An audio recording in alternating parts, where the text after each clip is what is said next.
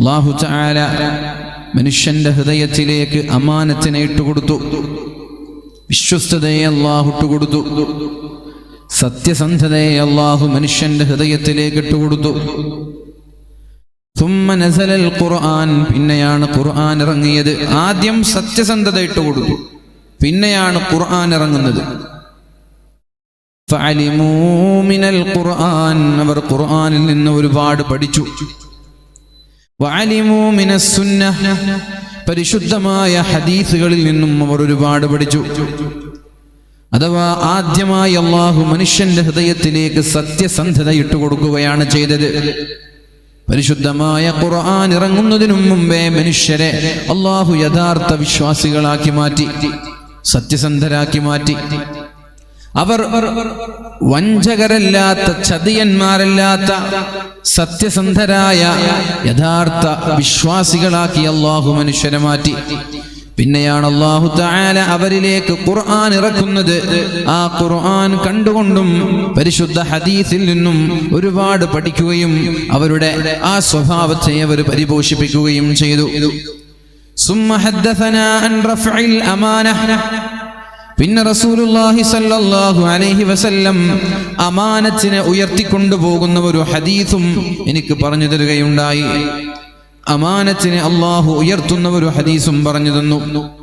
എന്താണത്? യനാമുർ റജുലുൻ നൗമ, രാത്രി ഒരാൾ കിടന്നുറങ്ങും. ഫതുഖ്ബലുൽ അമാനതു മിൻ ഖൽബിഹി, ഉറങ്ങി എണീക്കുമ്പോഴേക്കും അയാളുടെ ഹൃദയത്തിൽ നിന്ന് അല്ലാഹു തആല സത്യസന്ധതയെ എടുത്തുകളയുമെന്നാ പറഞ്ഞത്.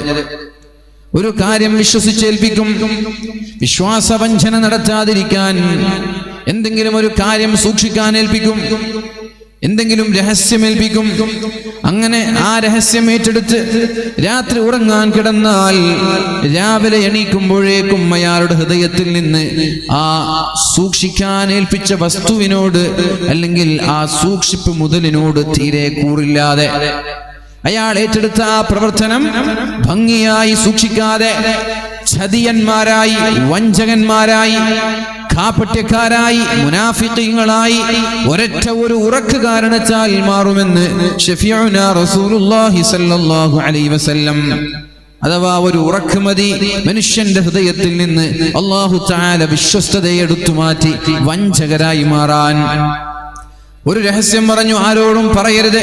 ആയിക്കോട്ടെ, പിറ്റേ ദിവസം രാവിലെയാകുമ്പോഴേക്കും അതിന്റെ ഗൗരവം അയാൾ മറന്നുപോയി. ആരോടും പറയരുതെന്ന് പറഞ്ഞത് താനുമായി ബന്ധമുള്ള ആളുകളോട് പറഞ്ഞു. ചില ആളുകളുടെ രഹസ്യങ്ങൾ, ആരാരും അറിയാത്ത ചില രഹസ്യങ്ങളുണ്ട്, അതയാൾ കാണുകയുണ്ടായി. രാത്രി ഉറങ്ങി എണീക്കുമ്പോഴേക്കും ആ രഹസ്യം പരസ്യമാക്കാൻ യാതൊരു മടിയുമില്ലാത്ത വിശ്വാസവഞ്ചകരായി എന്റെ സമുദായം മാറുന്ന ഒരു കാലം വരാനുണ്ട് എന്ന് ശഫീഉനാ റസൂലുള്ളാഹി സ്വല്ലല്ലാഹു അലൈഹി വസല്ലം.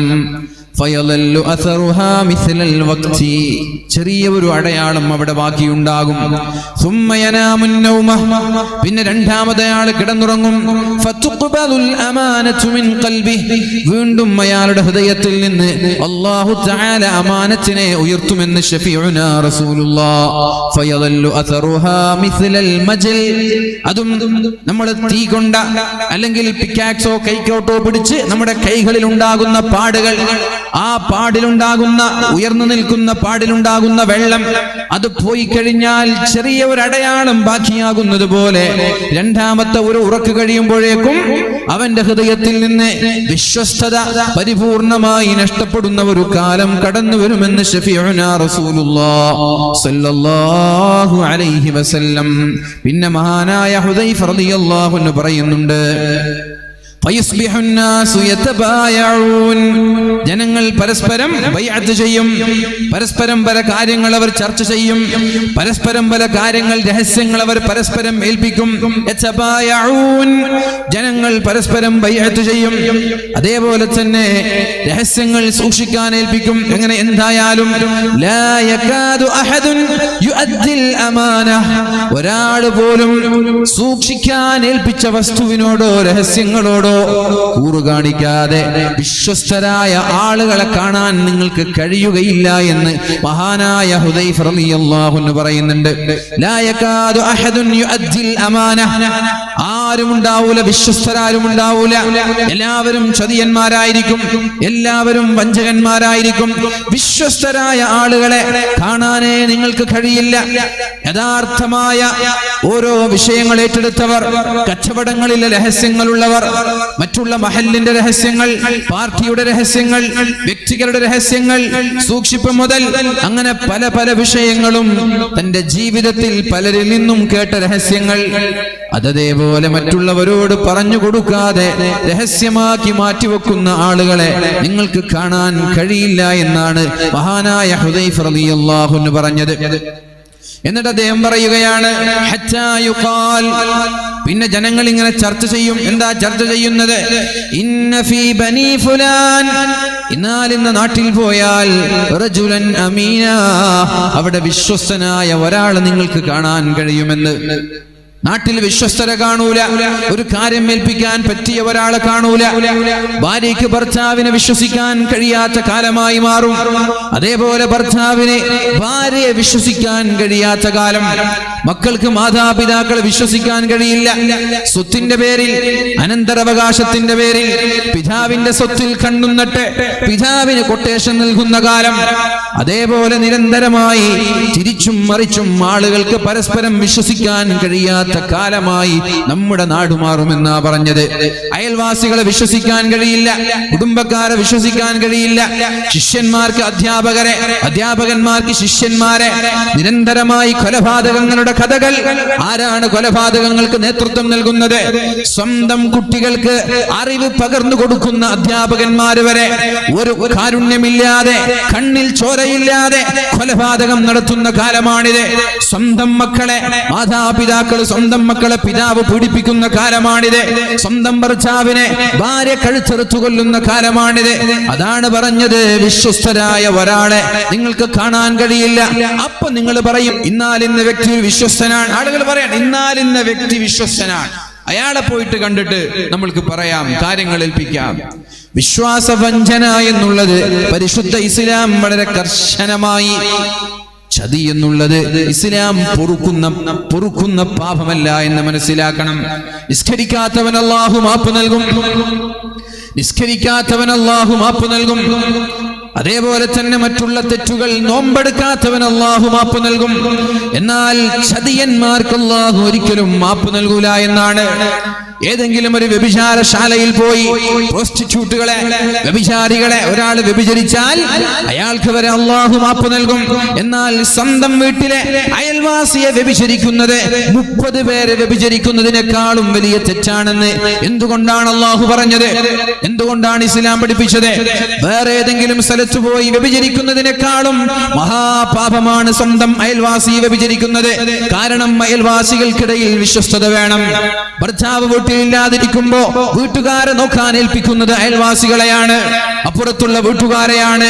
അവർ തന്നെ പരസ്പരം വഞ്ചിച്ചു കഴിഞ്ഞാൽ പിന്നെ എങ്ങനെയാണ് ഒരു മനുഷ്യന് മാന്യമായി ജീവിക്കാൻ കഴിയുക? അതുകൊണ്ട് പരിചയമില്ലാത്ത ഏതെങ്കിലും ഒരു സ്ത്രീയെ വ്യഭിചരിക്കുന്നതിനേക്കാളും 30 ഇരട്ടി മഹാപാപമാണ് തന്നെ വിശ്വസിച്ച് ഏൽപ്പിച്ച ആളുകളുടെ ഭാര്യമാരെ വ്യഭിചരിക്കുന്നത്, വീട്ടുകാരെ ചതിക്കുന്നത്, കുടുംബക്കാരെ ചതിക്കുന്നത്, നാട്ടുകാരെ ചതിക്കുന്നത്, ചങ്ങാതിമാരെ ചതിക്കുന്നത് മഹാപാപമാണെന്ന് മനസ്സിലാക്കണം. അല്ലാഹു അത്തരം പാപങ്ങൾക്ക് അല്ലാഹു മാപ്പ് നൽകൂല എന്നുള്ള യാഥാർത്ഥ്യം നമ്മൾ തിരിച്ചറിയണം. എത്ര ഇബാദത്ത് ചെയ്താലും, എത്ര വലിയ അമലുകൾ ചെയ്താലും, പള്ളിയുടെ മെഹ്റാബിൽ കയറി ഖിയാമത്ത് നാൾ വരെ നിസ്കരിച്ചാലും, പള്ളിയുടെ മെഹ്റാബിൽ കയറി രാത്രി ഉറങ്ങാതെ തഹജ്ജുദ് നിസ്കരിച്ചാലും, എന്റെ പ്രിയപ്പെട്ട സഹോദരങ്ങളെ, ഹൃദയത്തിൽ ചതിയുടെ ഒരംശമുണ്ടെങ്കിൽ അല്ലാഹു റബ്ബ് സുബ്ഹാനഹു വ തആല ഒരിക്കലും അവർക്ക് സ്വർഗ്ഗം നൽകാൻ പോകുന്നില്ല. അവരുടെ പാപങ്ങൾ അല്ലാഹു പൊറുക്കാൻ പോകുന്നില്ല.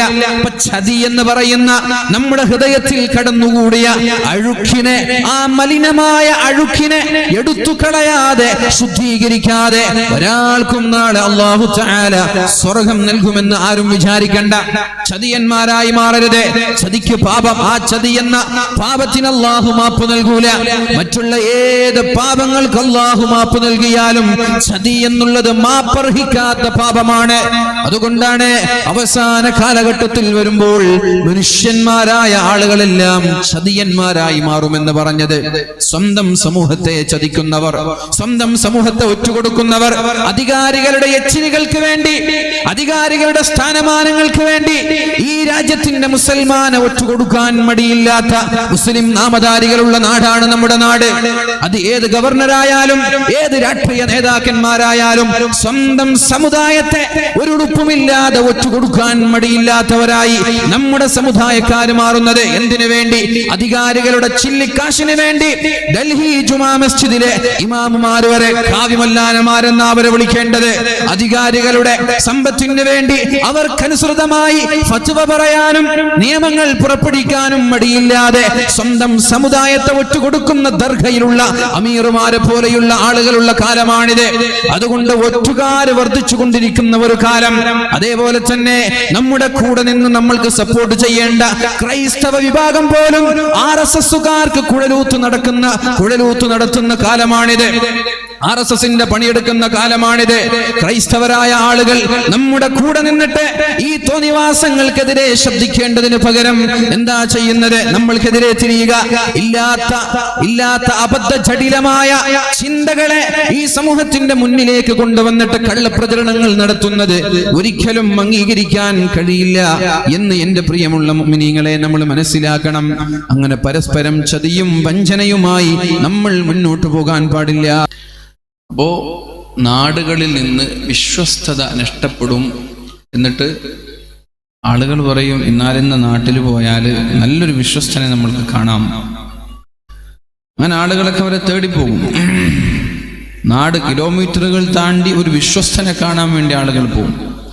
എന്നിട്ട് അവരെ കണ്ടാൽ ആളുകൾ പറയും, മാ അജ്ലദ മാ അൽറഫ മാ അഅഖല. ഓ, എന്തോ ഒരു നല്ല മനുഷ്യനാണ്, എന്തോ ഒരു നല്ല ബുദ്ധിമാനാണ്, എന്തോ ഒരു നല്ല മാന്യനാണ്. അയാളെ കാണുമ്പോൾ ആളുകൾ അങ്ങനെ പറയാ. നമ്മുടെ നെല്ലിക്കുന്നിൽ നിന്ന് ഒരാൾ പറയാൻ, നാട്ടുകാർ പറയാൻ, ഒരു വിശ്വസ്തനുണ്ട്. എവിടെ? അങ്ങ് ബദിയടുക്കയിൽ പോയാൽ ഒരു വിശ്വസ്തനെ കാണാൻ കഴിയും, അവിടെ ഉണ്ട് ഒരാൾ. അങ്ങനെ ആളുകൾ അദ്ദേഹത്തെ കാണാൻ വേണ്ടി വരാൻ. വന്നപ്പോ മാഷാ അല്ലാഹ് നാട്ടുകാർക്ക് എന്തെന്നില്ലാത്ത അനുഭൂതി. നാട്ടുകാർ പറഞ്ഞു, ഓ എന്തൊരു നല്ല മനുഷ്യൻ, അയാളുടെ വേഷം, അയാളുടെ സംസാരം, അയാളുടെ കോലം, അയാളുടെ ജീവിത രീതി, എന്തോ ഒരു നല്ല മനുഷ്യനാണ് എന്ന് ആളുകൾ ചർച്ച ചെയ്യും.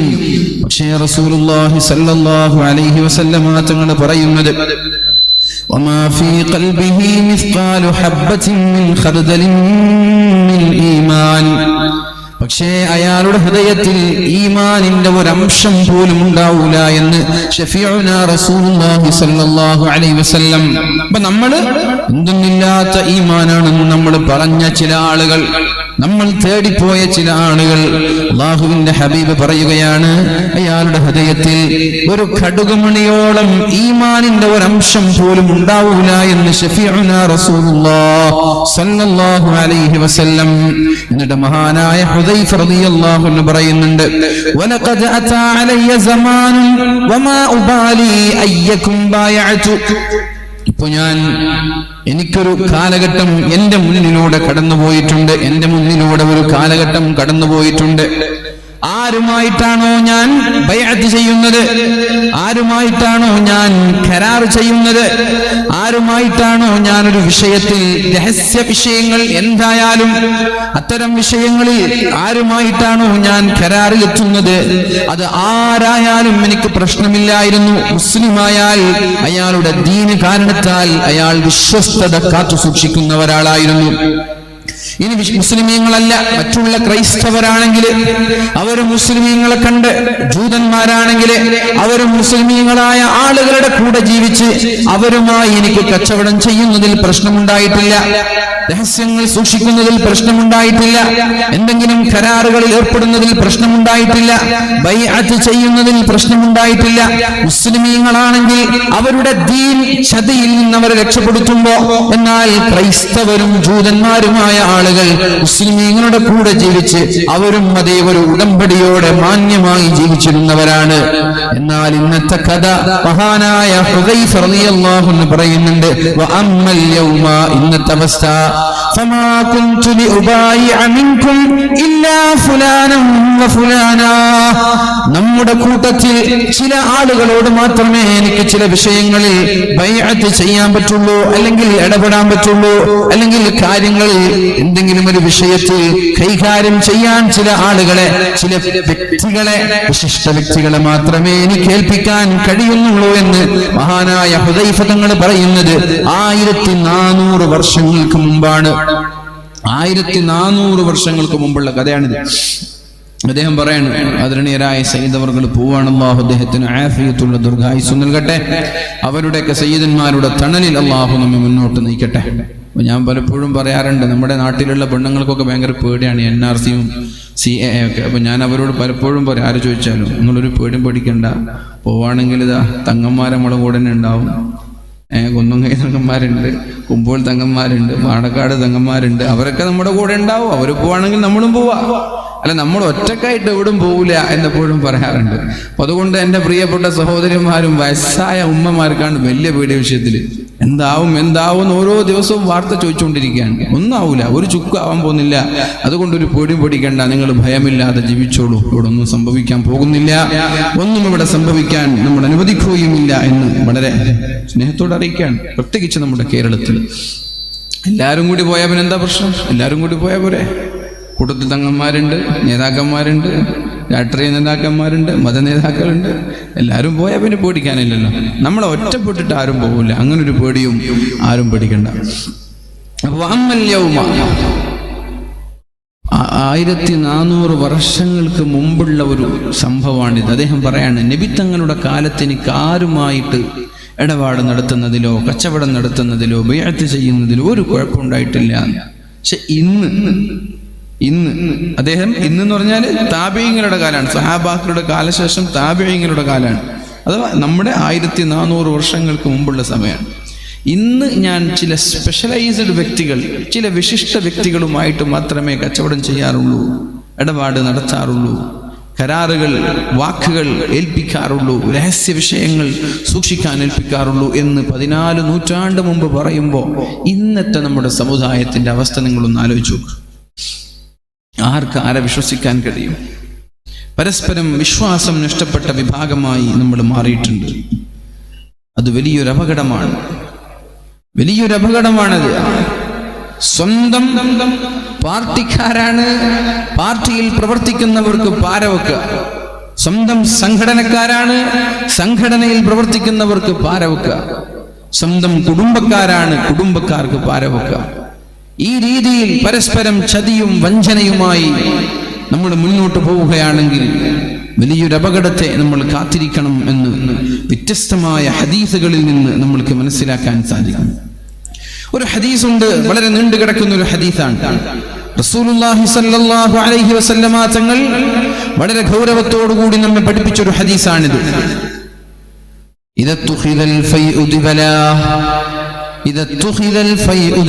ഞാൻ വിശദീകരിക്കുന്നില്ല. വിശദീകരിക്കുകയാണെങ്കിൽ ഓരോന്ന് വിശദീകരിക്കാനുണ്ട്. നീണ്ടു നിൽക്കുന്ന ഒരു ഹദീസാണ്. പൊതുമുതൽ അന്യായമായി ഉപയോഗിക്കുന്ന ഒരു കാലം നിങ്ങളിലേക്ക് കടന്നു വന്നാൽ പൊതുമുതൽ അന്യായമായി ഉപയോഗിക്കുക. പള്ളിയുടെ സ്വത്ത് ഓരോ വ്യക്തികൾ കൈക്കലാക്കുക. നമ്മുടെ രാജ്യത്തിന്റെ സ്വത്ത് രാഷ്ട്രത്തിലെ പൗരന്മാര് കൈക്കലാക്കുക. നമ്മളൊരു വാർത്ത വായിച്ചു, ഇന്ത്യയുടെ മൊത്തം സമ്പാദ്യം എത്രയാണോ അതിനേക്കാളും കൂടുതൽ ഇന്ത്യയുടെ 63 വ്യക്തികളുടെ കയ്യിൽ ക്യാഷ് ഉണ്ട്. ഇന്ത്യയുടെ ഖജനാവിൽ ഇന്ത്യയുടെ വരുമാനം, ഇന്ത്യയുടെ സമ്പാദ്യം എത്രയാണോ അതിനേക്കാളും കൂടുതൽ ഇന്ത്യയുടെ 130 കോടി ജനങ്ങളിലെ 63 വ്യക്തികളുടെ കയ്യിലുണ്ടെന്ന് പറഞ്ഞ എത്ര ഡിഫറൻസ് വരും നോക്കി നിങ്ങൾ, മുതലാളിമാരും പാവങ്ങളും തമ്മിൽ. 63 വ്യക്തികൾ, അവരുടെ കയ്യിലാണ് ഇന്ത്യ രാജ്യത്തെ സമ്പത്തിനേക്കാളും കൂടുതൽ ക്യാഷ് ഉള്ളത്. അപ്പൊ എത്ര പട്ടിണി ഉണ്ടാവും? ഈ അകൽച്ച വരുമ്പോഴാണ് പട്ടിണി വർദ്ധിക്കുന്നത്, ദാരിദ്ര്യം വർദ്ധിക്കുന്നത്. എങ്ങനെയാണ് ഇതുണ്ടാവുന്നത്? ഇതുണ്ടാകുന്നത് ശുദ്ധമായ അഴിമതിയിലൂടെ.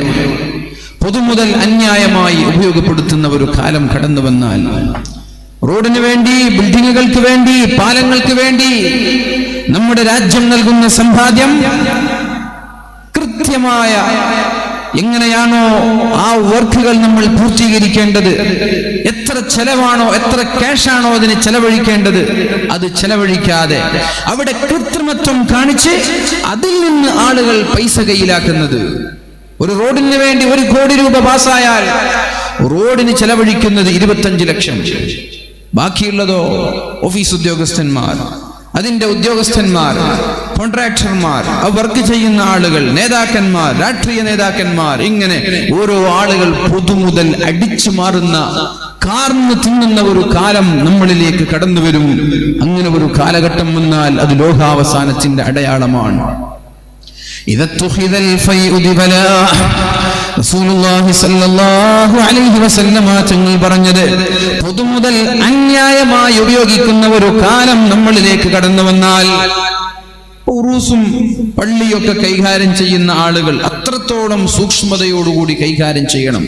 ഒരു നയാ പൈസ പോലും, 1 രൂപ പോലും നമ്മുടെ പോക്കറ്റിലേക്ക് വരരുത്. അങ്ങോട്ടേക്ക് എത്ര പോയാലും ഇത്ര സൂക്ഷ്മത നമ്മൾ കാണിക്കാറുണ്ടോ? ഇത്തരം വിഷയങ്ങളിൽ നമ്മൾ സൂക്ഷ്മത കാണിക്കാറുണ്ടോ? അല്ലാഹുവിന്റെ കോടതിയിൽ അറിയാതെ വന്നതാണെങ്കിലും 1 രൂപയുടെ പേരിൽ നമ്മൾ നാളെ ഖേദിക്കേണ്ടി വരുമെന്നുള്ള യാഥാർത്ഥ്യം നമ്മൾ ഓർക്കണം. നമ്മൾ ഖേദിക്കേണ്ടി വരുമെന്നല്ല, എന്താണോ നമ്മുടെ സമ്പാദ്യത്തിലേക്ക് ചേർന്നു പോയത്. റസൂലുള്ളാഹി സ്വല്ലല്ലാഹു അലൈഹി വസല്ലം ഒരു സ്വഹാബിയെ കുറിച്ച് പറഞ്ഞത്, ഖൈബർ യുദ്ധം കഴിഞ്ഞ് അല്ലാഹുവിന്റെ ഹബീബിന്റെ കൂടെ യുദ്ധം കഴിഞ്ഞ് തിരിച്ചു വന്ന ഒരു സ്വഹാബിയുടെ ശരീരത്തിലേക്ക് ശത്രുവിന്റെ അസ്ത്രമേൽക്കുകയും അവിടെ പിടഞ്ഞു വീണ് മരിക്കുകയും ചെയ്തപ്പോ മഹാന്മാരായ സ്വഹാബാക്കളൊക്കെ പറഞ്ഞത്, ഹനീഅൻ ലഹുൽ ജന്ന, എന്തോരു ഭാഗ്യവാനാണ് അയാൾക്ക് അല്ലാഹു സ്വർഗ്ഗം നൽകിയല്ലോ. കാരണം യുദ്ധം കഴിഞ്ഞു വരുമ്പോ അല്ലാഹുവിന്റെ ഹബീബിന് ഖിദ്മത്ത് ചെയ്യുമ്പോഴാണല്ലോ ഇദ്ദേഹത്തിന് ശത്രുവിന്റെ അമ്പേറ്റ് പിടഞ്ഞു വീണ് മരിക്കാനുള്ള ഭാഗ്യം ലഭിച്ചത്. അതുകൊണ്ട് അല്ലാഹു തആല നാളെ സ്വർഗ്ഗം നൽകുമല്ലോ എന്നുള്ള സന്തോഷത്തോടെ ആളുകൾ ഇങ്ങനെ അദ്ദേഹത്തെ ഇങ്ങനെ പ്രശംസിച്ചു കൊണ്ടിരിക്കുകയാണ്. അപ്പോഴാണ് റസൂലുള്ളാഹി സ്വല്ലല്ലാഹു അലൈഹി വസല്ലം തങ്ങൾ പറഞ്ഞത്, അന്നാ, എങ്ങനെയാണ് അയാൾക്ക് അല്ലാഹു സ്വർഗ്ഗം നൽകുന്നത്? ഖൈബർ യുദ്ധം കഴിഞ്ഞിട്ട് എല്ലാവരും പിന്തിരിഞ്ഞോടുന്ന സമയത്ത് യുദ്ധത്തിന്റെ പൊതുമുതലിൽ പെട്ടുപോയ ഒരു ഷാൾ, അത് ആളുകൾ അവഗണിക്കുന്ന ഒരു ഷാളാണ്. ആളുകൾ അതിനെ ഒരു ഗനീമത്തിന്റെ മുതലായി കൂട്ടിയിട്ടില്ല. അങ്ങനെ ഒരു ഷാൾ അദ്ദേഹം കൈക്കലാക്കുകയുണ്ടായി. അത് പൊതുമുതലിൽ ബൈത്തുൽ മാലിലേക്ക് ഏൽപ്പിക്കാൻ അദ്ദേഹം തയ്യാറായില്ല. അതയാൾ ഉപയോഗപ്പെടുത്തുകയുണ്ടായി. അത് കാരണത്താൽ ആ തീജ്വാലകളായി ആ ഷാളയാളുടെ കഴുത്തിലിട്ട് അല്ലാഹു മുറുക്കുമെന്ന് ശഫീഉനാ റസൂലുള്ളാഹി സ്വല്ലല്ലാഹു അലൈഹി വസല്ലം. പൊതുമുതൽ കൈകാര്യം ചെയ്യുന്നവർ പ്രത്യേകമായി ശ്രദ്ധിക്കാനുണ്ട്. പള്ളിയായാലും മദ്രസയായാലും ഉറൂസായാലും ഇനി രാജ്യത്തിന്റെ ഏത് മേഖലയായാലും പഞ്ചായത്തായാലും വില്ലേജ് ആയാലും മുനിസിപ്പാലിറ്റി ആയാലും ഒരു നയാ പൈസ പോലും നമ്മുടെ പോക്കറ്റിലേക്ക് വരാൻ പാടില്ല. നമ്മുടെ കയ്യിൽ നിന്ന് എത്ര അങ്ങോട്ട് പോയാലും സൂക്ഷ്മത പാലിക്കണം. ഇല്ലെങ്കിൽ അതിന്റെ പേരിലാണ് അല്ലാഹു തആല നാളെ നമ്മൾക്ക് നരകം നൽകാൻ പോകുന്നത്. ഈ സൂക്ഷ്മതയില്ലാതെ അധികാരം കയ്യിലെ തിന്റെ കാരണത്താലാണ്. റസൂലുള്ളാഹി സ്വല്ലല്ലാഹു അലൈഹി വസല്ലം തങ്ങളോട് മഹാനായ അബൂദർ റളിയല്ലാഹു അൻഹു ചോദിക്കുന്നുണ്ട്, യാ റസൂലല്ലാഹ്, അല്ലാഹുവിന്റെ റസൂലേ, അലാ തസ്തഅമിലുനി, എന്നെ വന്ന് ഗവർണറായി കൂടെ നബിയേ, എന്നെ ഗവർണറാക്കണം. ഇന്നൊക്കെ ഗവർണർ സ്ഥാനം ഇങ്ങനെ ചോദിച്ചിട്ടും അല്ലാതെയൊക്കെ കിട്ടാണല്ലോ. ആരും വോട്ട് ചെയ്തിട്ടോ ജനങ്ങളുടെ പിന്തുണയോടെ ഒന്നും നൽകാറില്ലല്ലോ. ഇങ്ങനെ തോന്നിയ ആളുകളെ എത്രത്തോളം ചെരുപ്പ് നക്കാൻ യോഗ്യതയുണ്ട് എന്ന് നോക്കി അവർക്ക് അനുയോജ്യമായ സ്ഥലങ്ങളിൽ കൊണ്ടുപോയി അവരുടെ താല്പര്യത്തിനനുസരിച്ച് ആളുകളെ നിയോഗിക്കുകയാണ്. നമ്മൾ ആൾക്കാരുടെ പേര് നോക്കിയിട്ടല്ല ആളുകളെ വിലയിരുത്തുന്നത്. അങ്ങനെ വിലയിരുത്തുകയാണെങ്കിൽ അബ്ദുള്ള കുട്ടി എന്നേ മുഖ്യമന്ത്രി ആവണമായിരുന്നു. അതുകൊണ്ട് മുസ്ലിം സമുദായം പേര് നോക്കിയിട്ട് ആളുകളെ വിലയിരുത്താറില്ല. ഓരോ ആളുകളുടെ സ്വഭാവം, ഓരോ ആളുകളുടെ പെരുമാറ്റം, അവരുടെ വിശ്വസ്തത, അവരുടെ യോഗ്യത, ഇത് നോക്കിയിട്ടാണ് ആളുകളെ വിലയിരുത്താറുള്ളത്. അപ്പൊ ഞാൻ പറഞ്ഞു വരുന്നത്, മഹാനായ അബൂദർ റളിയല്ലാഹു അൻഹു അല്ലാഹുവിന്റെ ഹബീബിനോട് ചോദിക്കുകയുണ്ടായി, അലാ തസ്തഅമിലുനി, നബിയേ, എന്നെ വന്ന് ഗവർണറാക്കണം നബിയേ, എന്നെ ഗവർണറാക്കണം. എന്നെ പ്രസിഡന്റ് ആക്കണം, അങ്ങനെ പലർക്കും താല്പര്യം ഉണ്ടാവൂലേ, എന്നെ പ്രസിഡന്റ് ആക്കണം, എന്നെ സെക്രട്ടറി ആക്കണം. അതിനുവേണ്ടി ഗുണ്ടായിസം കളിക്കുന്ന ആളുകളുണ്ട്, അതിനുവേണ്ടി കൊട്ടേഷൻ നൽകുന്ന ആളുകളുണ്ട്, അതിനുവേണ്ടി നോട്ടുകെട്ടുകൾ എറിയുന്ന ആളുകളുണ്ട്, അതിനുവേണ്ടി വ്യക്തമായ ആസൂത്രണം നടത്തുന്ന ആളുകളുണ്ട്. പല മഹല്ലുകളിലും ജനറൽ ബോഡി വന്നാൽ ആളുകൾക്ക് പേടിയാണ്. ഇനി എന്താ ചെയ്യാ? ഇവിടെ ഒരു യുദ്ധം നടക്കുമോ എന്ന പേടി, ഇവിടെ ഒരു പ്രശ്നം ഉണ്ടാകുമോ എന്ന പേടി, ഇവിടെ ഒരു അടിപിടി ഉണ്ടാകുമോ എന്ന പേടി. എന്തുകൊണ്ടാണ്? അധികാരത്തിന് വേണ്ടി കാത്തിരിക്കുന്ന ഒരുപാട് കഴുകന്മാർ ഓരോ ആളുകളെ, ഓരോ സംഘങ്ങളെ ഏൽപ്പിച്ചിരിക്കുകയാണ്. എനിക്കെതിരെ ശബ്ദിച്ചാൽ ഒച്ചപ്പാടുണ്ടാക്കാൻ വേണ്ടി, എനിക്കെതിരെ ഒരു വാക്ക് പറഞ്ഞാൽ അടിപിടി ഉണ്ടാക്കാൻ വേണ്ടി. ഇങ്ങനെ നമ്മുടെ മഹല്ലുകളിൽ പോലും അധികാരത്തിന് വേണ്ടി കാത്തിരിക്കുന്ന ആളുകൾ, അവർ സമുദായത്തിന് അപകടമാണെന്ന് നമ്മൾ മനസ്സിലാക്കണം. അധികാരം ചോദിച്ചു വാങ്ങുന്നവർ, യോഗ്യരല്ലാത്ത ആളുകൾ അധികാരം ചോദിച്ചു വാങ്ങിയാൽ അത് അപകടമാണെന്ന് മനസ്സിലാക്കണം. യോഗ്യരല്ലാത്ത ആളുകൾ അധികാരം ചോദിച്ചു വാങ്ങുന്നത് അപകടമാണെന്ന് മനസ്സിലാക്കണം. നമ്മൾ അതിനുവേണ്ടി കളിക്കുന്നത്, ആസൂത്രണം ചെയ്യുന്നത്. എന്റെ പ്രിയപ്പെട്ട സഹോദരങ്ങളോട് എനിക്ക് പറയാനുള്ളത്, പരിശുദ്ധ റസൂലുള്ളാഹി സ്വല്ലല്ലാഹു അലൈഹി വസല്ലമ തങ്ങൾ പറഞ്ഞു, രണ്ട് വിശന്ന ചെന്നായ്കൾ, രണ്ട് വിശന്ന് വലയുന്ന ചെന്നായകൾ എങ്ങനെയാണോ ഒരു ആട്ടിൻകൂട്ടത്തിലേക്ക് ഇറക്കി വിട്ടാൽ ആ ആട്ടിൻകൂട്ടത്തെ നശിപ്പിക്കുന്നത്, വിശന്ന് വലഞ്ഞു നിൽക്കുന്ന രണ്ട് ചെന്നായകളെ ഒരു ആട്ടിൻകൂട്ടത്തേക്ക് നിങ്ങൾ ഇറക്കി വിട്ടാൽ എങ്ങനെയാണോ ചെന്നായ ആ ആട്ടിൻകൂട്ടത്തെ നശിപ്പിക്കുന്നത്, എങ്ങനെയായിരിക്കും? ചെന്നായ കണ്ടിട്ടില്ലേ?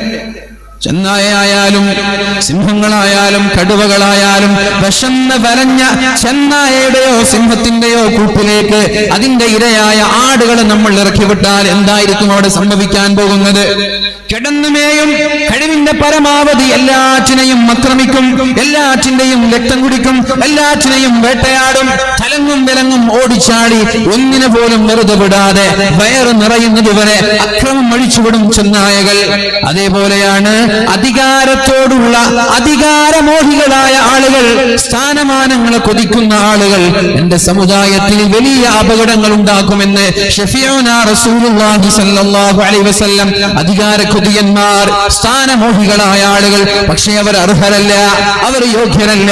അധികാരം കിട്ടിയാൽ മാന്യമായി പ്രവർത്തിക്കാൻ അവർ തയ്യാറല്ല. എന്താണ് അവരവരുടെ ഡ്യൂട്ടി എന്ന് പോലും അറിയാതെ അധികാരം ചോദിച്ചു വാങ്ങുന്ന ആളുകളുണ്ട്. എന്തൊരു മോശാണിത്! നിങ്ങൾ ആലോചിച്ച് നോക്കിയേ. ഒരാൾ അധികാരം ചോദിച്ചു വാങ്ങാൻ, അയാൾക്കറിയില്ല എന്റെ യോഗ്യത, ഞാൻ ഇന്നാലിന്ന് സ്ഥാനത്തെത്തിയാൽ എന്റെ ഡ്യൂട്ടി എന്തൊക്കെയാണ്. അധികാരം ഏറ്റെടുക്കുന്നതിന് മുമ്പേ എന്റെ ഡ്യൂട്ടി എന്തൊക്കെയാണെന്ന് ഞാൻ അറിയണം, എന്റെ ഡ്യൂട്ടി എന്തൊക്കെയാണെന്ന് ഞാൻ അറിയണം, എന്റെ ബാധ്യത എന്തൊക്കെയാണെന്ന് ഞാൻ അറിയണം. ആ ഡ്യൂട്ടി അറിഞ്ഞതിന് ശേഷം ഇതൊക്കെ നിനക്ക് ചെയ്യാൻ പറ്റുമെങ്കിൽ മാത്രം അധികാരം ഏറ്റെടുത്താൽ മതി. എന്നാൽ ഇന്ന് നടക്കുന്നത് അങ്ങനെയല്ല, ഇന്ന് നടക്കുന്നത് അങ്ങനെയല്ല. അധികാരത്തിന് വേണ്ടി തള്ളും ഉന്തും തല്ലും എല്ലാം നമ്മുടെ നാട്ടിൽ നടക്കുന്നു. പക്ഷേ അധികാരത്തിലെത്തിയാൽ കൃത്യമായ ആസൂത്രിതമായ ശാസ്ത്രീയമായ പ്രവർത്തനങ്ങൾ എവിടെയും കാണാറില്ല. അധികാരം കിട്ടിക്കഴിഞ്ഞാൽ പിന്നെ കുറെ കാലം മിണ്ടാതിരുന്നു, ഇനി അവസാനം അധികാരം വീണ്ടും ചോദ്യം ചെയ്യപ്പെടുന്ന ഒരു ജനറൽ ബോഡി വരുമ്പോൾ ഒന്നിങ്ങനെ സടകുടഞ്ഞു എഴുന്നേൽക്കും. അപ്പൊ 4 പ്രവർത്തനം, 4 ഒച്ചപ്പാട്. ഇതാണോ നമ്മൾ ചെയ്യേണ്ടത്? ഏത് നേതാക്കന്മാരായാലും അങ്ങനെയല്ല നമ്മൾ ചെയ്യേണ്ടത്. നമ്മുടെ ബാധ്യത എന്താണെന്ന് പഠിച്ചിട്ട് വേണം അധികാര കസേരയിൽ ഇരിക്കാൻ.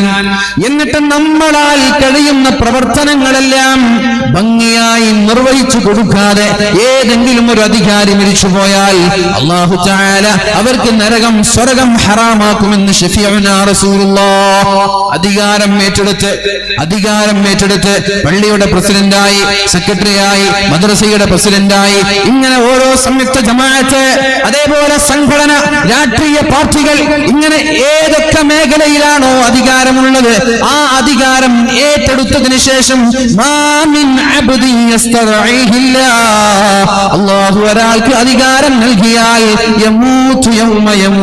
ആ അധികാരികൾ മരിക്കുന്ന സമയത്ത് തന്റെ ഉത്തരവാദിത്തം ഭംഗിയായി നിർവഹിക്കാതെ മരിച്ചുപോയാൽ അല്ലാഹു തആല സ്വർഗ്ഗം അവർക്ക് നിഷിദ്ധമാക്കുമെന്ന്, ഹറാമാക്കുമെന്ന് ശഫീഉനാ റസൂലുള്ളാഹ്. പിന്നെന്തിനാ ഈ അധികാരി? എന്തിനാ ഇതിനു വേണ്ടി ശണ്ട കൂടുന്നത്? എന്തിനാ ഇതിനു വേണ്ടി അടിപിടി കൂടുന്നത്? ഏറ്റെടുത്തിട്ട് എന്തെങ്കിലും ഒന്ന് നിങ്ങൾ ചെയ്യാതെ മരിച്ചു പോയാൽ അള്ളാഹു സ്വർഗം ഹറാമാക്കും. ഈ നരകം ചോദിച്ചു വാങ്ങാനാണോ ഈ അധികാരം? ഇതൊരു മുൾക്കിരീടമാണ്. ഇത് വലിയൊരു അപകടമാണ്. ആളുകൾക്ക് ഇതൊക്കെ വലിയൊരു രസമായിട്ട് തോന്നാണ്. ചെയ്യാൻ കഴിഞ്ഞില്ലേ, പെട്ടെന്ന് ഒഴിഞ്ഞു മാറണം. വളരെ താല്പര്യത്തോടെ ഏറ്റെടുത്ത ഒരു ഉത്തരവാദിത്വം തനിക്ക് ചെയ്യാൻ കഴിയുന്നില്ല എന്ന് തോന്നിയാൽ അർഹരായ ആളുകൾ ഏൽപ്പിക്കണം. ഇന്ന് അങ്ങനെയല്ല ഉണ്ടാവുക. തന്നെക്കാളും അർഹരായ ആൾ തന്റെ പാർട്ടിയിലുണ്ട് എന്നറിഞ്ഞാൽ അയാളെ ഒതുക്കാനാ ശ്രമിക്കുക. ഭയങ്കര രസാണ് ഈ പാർട്ടി പ്രവർത്തനങ്ങളൊക്കെ, ഭയങ്കര രസാണ്. പാർട്ടിക്ക് വേണ്ടി ആരാ പ്രവർത്തിക്കുന്നത്? എല്ലാവരും സെൽഫിഷാണ്. ആർക്കും പാർട്ടി വളരണമെന്നില്ല, എല്ലാവർക്കും താൻ വളരണം എന്നുള്ള ചിന്തയുള്ളൂ. സംഘടന വളരണം ആർക്കും താല്പര്യമില്ല, താൻ വളരണം. സെൽഫിഷായി, സ്വാർത്ഥരായി ജീവിക്കാൻ. തന്റെ പാർട്ടിക്ക് വേണ്ടിയല്ലേ പ്രവർത്തിക്കേണ്ടത്? ഇന്നാലിന്ന സ്ഥാനം ഏതെങ്കിലും ഒരു പാർട്ടി ഒരാളെ ഏൽപ്പിച്ചാൽ ആ പാർട്ടിക്ക് വേണ്ടിയല്ലേ അയാൾ പ്രവർത്തിക്കേണ്ടത്? എന്നാൽ തന്റെ പാർട്ടിക്ക് താനല്ലാത്ത ഒരാൾ പ്രസിഡന്റായിട്ടോ ഉത്തരവാദിത്ത സ്ഥാനങ്ങളിൽ വന്നാൽ, അയാൾ വന്നാൽ എന്നെക്കാളും നല്ല മികച്ച പ്രവർത്തനം കാഴ്ചവെക്കുമെന്ന് തോന്നിയാൽ സ്വയം മാറി അയാൾക്ക് സ്ഥാനം നൽകേണ്ടതിന് പകരം അയാളെ പാരവച്ച് അയാളെ ഒതുക്കി വെക്കാനാണ് ആളുകൾ ശ്രമിച്ചുകൊണ്ടിരിക്കുന്നത്. തന്നെ കൊണ്ട് കഴിയാത്തത് മറ്റൊരാളെ കൊണ്ട് കഴിയും എന്ന് നമ്മൾക്ക് തോന്നിയാൽ വേഗം ഇറങ്ങി അയാൾ അധികാരത്തിലേൽപ്പിക്കുക. പാർട്ടി ഉഷാറാവട്ടെ, ജമാഅത്ത് ഉഷാറാവട്ടെ, സംഘടന ഉഷാറാവട്ടെ, നാട് ഉഷാറാവട്ടെ. പക്ഷേ അതിന് നിൽക്കൂല. തനിക്ക് ഭാരമാവും, തനിക്ക് പാരയാവും, ആളുകൾ അയാളെ സപ്പോർട്ട് ചെയ്യുമെന്ന് തോന്നിയാൽ അയാളെ ഇരുത്താൻ ഏതു കുതന്ത്രങ്ങൾ ഉപയോഗിക്കാനും സ്വന്തം പാർട്ടി ലീഡർമാർ മടി കാണിക്കൂല. അതാണ് ഞാൻ പറഞ്ഞത്, ചതിയന്മാരുടെ കാലമാണ് നമ്മുടെ കാലം എന്ന് പറയാൻ കാരണം അതാണ്. ചതിയന്മാരുടെ കാലമാണ്. സ്വന്തം പാർട്ടി നേതാക്കന്മാർക്ക് പരസ്പരം അങ്ങോട്ടും ഇങ്ങോട്ടും വിശ്വസിക്കാൻ കഴിയാത്ത കാലം. സംഘടനാ നേതാക്കന്മാർക്ക് പരസ്പരം വിശ്വസിക്കാൻ കഴിയാത്ത കാലം. ചതിയന്മാരുടെ, വഞ്ചകന്മാരുടെ, നുണയന്മാരുടെ ലോകമായി നമ്മുടെ ലോകം മാറിയാൽ അള്ളാഹു നമ്മെ വെറുതെ വിടുമെന്ന് നിങ്ങൾക്ക് തോന്നുന്നുണ്ടോ? അതുകൊണ്ട് എല്ലാ നേതാക്കന്മാരോടും പറയാനുള്ളത്, നിങ്ങൾ സ്വാർത്ഥരായി മാറരുത്. നിങ്ങളുടെ വിജയമോ നിങ്ങളുടെ വളർച്ചയോ അല്ല നിങ്ങൾ ആഗ്രഹിക്കേണ്ടത്. നമ്മുടെ മതത്തിന്റെ വളർച്ച, നമ്മുടെ ദീനിന്റെ വളർച്ച, നമ്മുടെ പാർട്ടിയുടെ വളർച്ച, നമ്മുടെ സംഘടനയുടെ വളർച്ച. പാർട്ടി ഏതായാലും സംഘടന ഏതായാലും ഏതോ ആയിക്കോട്ടെ, അതൊന്നും ഇവിടെ വിഷയമല്ല. ഏത് പാർട്ടിയായാലും ഏത് സംഘടനയായാലും നിങ്ങൾ പ്രവർത്തിക്കുന്ന നിങ്ങളുടെ പാർട്ടിയുടെ വിജയത്തിന് വേണ്ടിയാണ് നിങ്ങൾ അധ്വാനിക്കേണ്ടത്. അതല്ലാതെ നിങ്ങളുടെ വളർച്ചയ്ക്ക് വേണ്ടിയല്ല നിങ്ങൾ കഠിനാധ്വാനം ചെയ്യേണ്ടത്. സെൽഫിഷായി മാറരുത്, സ്വാർത്ഥരായി മാറരുത്. സ്വന്തം പാർട്ടിയെ, സ്വന്തം സമുദായത്തെ, സ്വന്തം രാജ്യത്തെ ഒറ്റുകൊടുക്കുന്ന ചെറുപ്പ് നക്കികളായി എന്റെ പ്രിയപ്പെട്ട മുഅ്മിനീങ്ങളെ നമ്മൾ ആരും മാറാൻ പാടില്ല.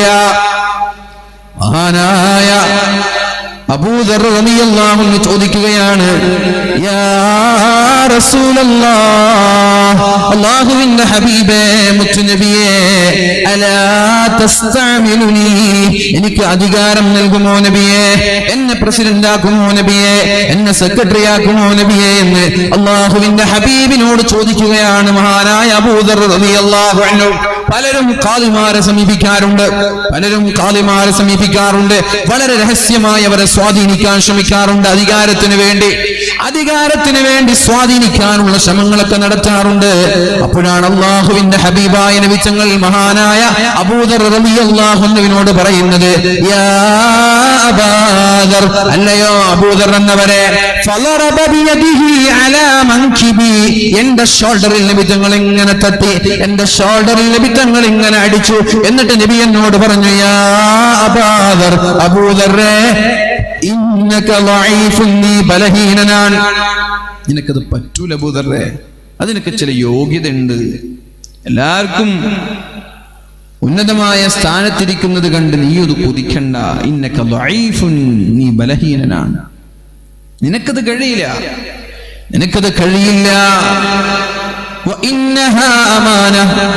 അത് വിശ്വസ്തതയാണ്, അതൊരു അമാനത്താണ്.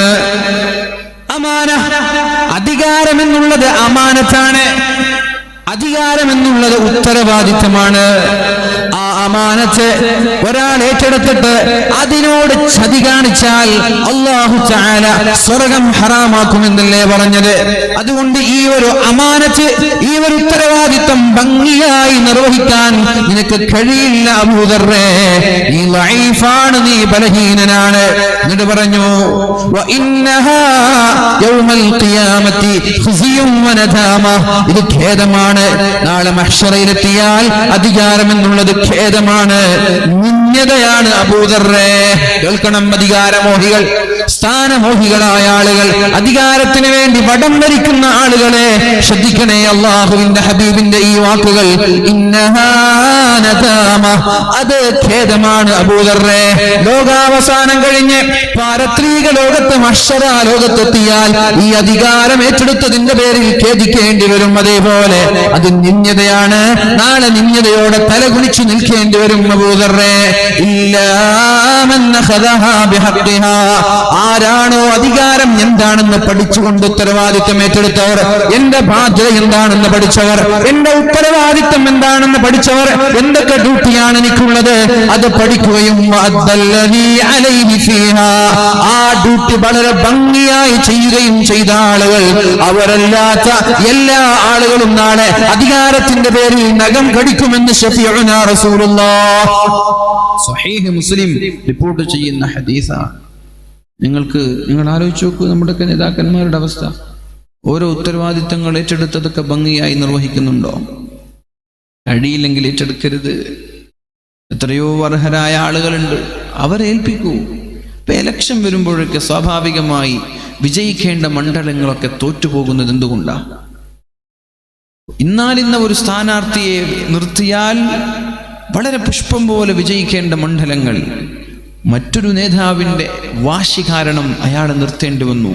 അയാളെ നിർത്തിയപ്പോൾ സ്വന്തം പാർട്ടിക്കാർ വരെ മാറിക്കുത്തി പാർട്ടി തോറ്റുപോയി. സ്വാർത്ഥതയാണ്, അധികാരമോഹമാണ്. അങ്ങനെയല്ല ചെയ്യേണ്ടത്. ഞാൻ നിന്നാൽ എൻ്റെ പാർട്ടിക്ക് ക്ഷീണമാണെങ്കിൽ ഞാൻ നിൽക്കുന്നില്ല.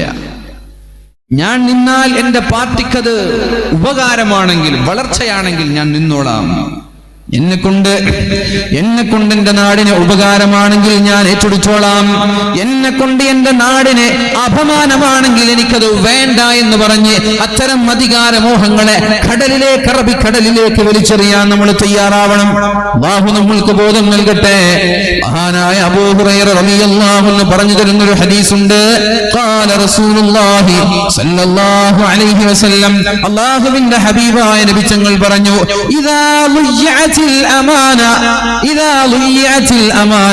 വിശ്വസ്തത നഷ്ടപ്പെട്ടു പോയാൽ, വഞ്ചന വ്യാപകമായാൽ, ചതി വ്യാപകമായാൽ, സാമ്പത്തികമായ ക്രമക്കേട് നിരന്തരമായി നമ്മുടെ നാട്ടിൽ നടന്നുകൊണ്ടിരിക്കുകയാണ്. അറബികളെ പറ്റിക്കാൻ മടിയില്ലാത്തവർ, സ്വന്തം ജ്യേഷ്ഠന്മാരെ പറ്റിക്കാൻ മടിയില്ലാത്തവർ, മാതാപിതാക്കളെ പോലും സാമ്പത്തികമായി ചൂഷണം ചെയ്യാൻ ഒരു മടിയുമില്ലാത്തവർ, സമ്പത്ത് കിട്ടിയാൽ മതി, അത് ഹക്കും ഹലാലും ബാത്തിലും നോക്കാതെ പൈസ കിട്ടിയാൽ മതി എന്ന ചിന്തയോടെ ജീവിക്കുന്ന ആയിരക്കണക്കിന് ആളുകൾ. 50,000 തന്നാൽ മാസങ്ങളിൽ 10,000 തരാമെന്ന് ആരെങ്കിലും സുമോഹന വാഗ്ദാനങ്ങളുമായി വരുമ്പോ അത് ശരിയാണോ തെറ്റാണോ എന്ന് പോലും പഠിക്കാതെ, അതിന്റെ യാഥാർത്ഥ്യങ്ങൾ എന്തെന്നറിയാതെ, അത് പലിശയാണോ അല്ലേ എന്ന് പോലും അറിയാതെ, അത് വഞ്ചനയാണോ ചതിയാണോ എന്ന് പോലും പഠിക്കാതെ 50,000 ലക്ഷങ്ങളും എറിഞ്ഞു കൊടുക്കുന്ന എത്രയോ വ്യക്തികളുള്ള നാടാണ് നമ്മുടെ നാട്. അങ്ങനെ ആളുകൾ ഇങ്ങനെ കൊടുത്തിട്ട് മാസാമാസം 10,000 വാങ്ങുന്നുണ്ട്. ആ പൈസ കൊണ്ടാണ് കൂട്ടുകാരെ തീറ്റിക്കുന്നത്, ആ സമ്പത്ത് കൊണ്ടാണ് ഭാര്യയെ തീറ്റിക്കുന്നത്, ആ സമ്പത്ത് കൊണ്ടാണ് മക്കളെ തീറ്റിക്കുന്നത്. അള്ളാഹുവിനോട് ദുആ ചെയ്യുന്നത്. എന്താണ് അയാൾ തിന്നുന്നത്? ഹറാമ് തിന്നിട്ട്, ഭാര്യയ്ക്ക് ഹറാമ് തീറ്റിച്ചിട്ട്, മക്കൾക്ക് ഹറാമ് തീറ്റിച്ചിട്ട് അയാൾ അള്ളാഹുവിനോട് ദുആ ചെയ്യുന്നത്, യാ റബ്ബി യാ റബ്ബ്, അള്ളാഹുവേ എനിക്ക് ഉത്തരം ചാ അല്ലാഹ്, അല്ലാഹുവേ എനിക്ക് ഉത്തരം ചാറബേ.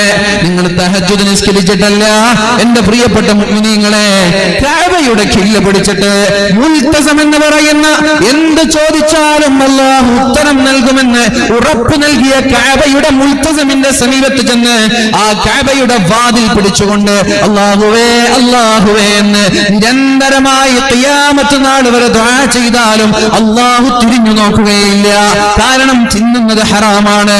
മറ്റൊരാൾ മറ്റൊരാളെ പറ്റിച്ചിട്ടാ നീ തിന്നുന്നത്, മറ്റൊരാളെ വഞ്ചിച്ചിട്ടാ നീ തിന്നുന്നത്. ഗൾഫിൽ നിന്ന് 2 കോടിയും 3 കോടിയൊക്കെ ലോൺ എടുത്ത് നാട്ടിലേക്ക് വരുന്നവർ, എന്നിട്ട് ഇവിടെ ബിസിനസ് നടത്തുന്നു, എന്നിട്ട് ഇവിടെ കച്ചവടം നടത്തുന്നു. 2-3 മാസം ആളുകൾ പറയും അയാൾ മുക്കി വന്നതാണ്, പരസ്പരം ആരും കാണാതെ രഹസ്യമായിട്ട് പറയും അയാൾ മുക്കി വന്നതാണ്. ഞാനിങ്ങനെ കുറച്ച് പോകും. അടുത്ത കൊല്ലം ഇലക്ഷൻ വരുമ്പോൾ അയാൾ പള്ളി പ്രസിഡന്റ് ആവും. ആദ്യമൊക്കെ ആളുകൾ എതിർപ്പുണ്ടായിരുന്നു, മുക്കിയതല്ലേ, പറ്റിച്ചതല്ലേ, അറബീനെ പറ്റിച്ച് വന്നതല്ലേ, ഹറാമല്ലേ. പിന്നെ പള്ളിയിങ്ങനെ പുതുക്കി പണിയുമ്പോൾ അയാൾ അങ്ങോട്ട് 50 ലക്ഷം അങ്ങോട്ട് എടുത്തു കൊടുത്തു. അപ്പോഴേക്കും അയാൾ ശുദ്ധനായി, അപ്പോഴേക്കും അയാൾ അധികാരത്തിന് യോഗ്യനായി, അർഹനായി. അടുത്ത പള്ളി പ്രസിഡന്റ് അയാളാണ്. ഇതെന്നാ നമ്മൾ നിർത്തുക? ഇത് നിർത്താതെ അള്ളാഹു നാട്ടിൽ സമാധാനം തരൂല. പച്ചയ്ക്ക് മറ്റൊരാളുടെ ഹറാമ് തിന്നിട്ട്, പച്ചയ്ക്ക് വഞ്ചിച്ച് ചതിച്ച് എത്ര ആളുകൾ വഴിയോരത്തായി പോയിട്ടുണ്ട്. തന്റെ ജീവിതത്തിന്റെ സമ്പാദ്യം നഷ്ടപ്പെട്ട് കരഞ്ഞു കലങ്ങിയ കണ്ണുമായി ജീവിതം ദിവസങ്ങൾ എണ്ണിത്തീർക്കുന്ന പാവങ്ങൾ മുതലാളിമാരായിരുന്നു ഒരു കാലത്ത്. അവരെ പറ്റിച്ചതാണ്, അവരെ ചതിച്ചതാണ്, സമ്പാദ്യം മുഴുവനും ഒടിച്ചു മാറ്റി നാട്ടിലേക്ക് മുങ്ങിയതാണ്. ഒന്നല്ല ആയിരക്കണക്കിന് സംഭവങ്ങൾ നമ്മുടെ നാട്ടിലുണ്ട്. അത്തരം ആളുകളെയാണ് നമ്മൾ പിന്നെ അധികാരം ഏൽപ്പിക്കുന്നത്. ഇവിടെ അല്ലാഹുവിന്റെ ഹബീബായ റസൂലുള്ളാഹി സ്വല്ലല്ലാഹു അലൈഹി വസല്ലമ തങ്ങൾ പറഞ്ഞത്, ഇദാ ളുയ്യത്തിൽ അമാന, അമാനത്ത് നഷ്ടപ്പെട്ടു പോയാൽ ലോകാവസാനത്ത് നിങ്ങൾ കാത്തിരിക്കണേ, ഖിയാമത്ത് നാളിന് നിങ്ങൾ കാത്തിരിക്കണേ. എപ്പോ അമാനത്ത് നഷ്ടപ്പെട്ടാൽ, വിശ്വസ്തത നഷ്ടപ്പെട്ടു പോയാൽ.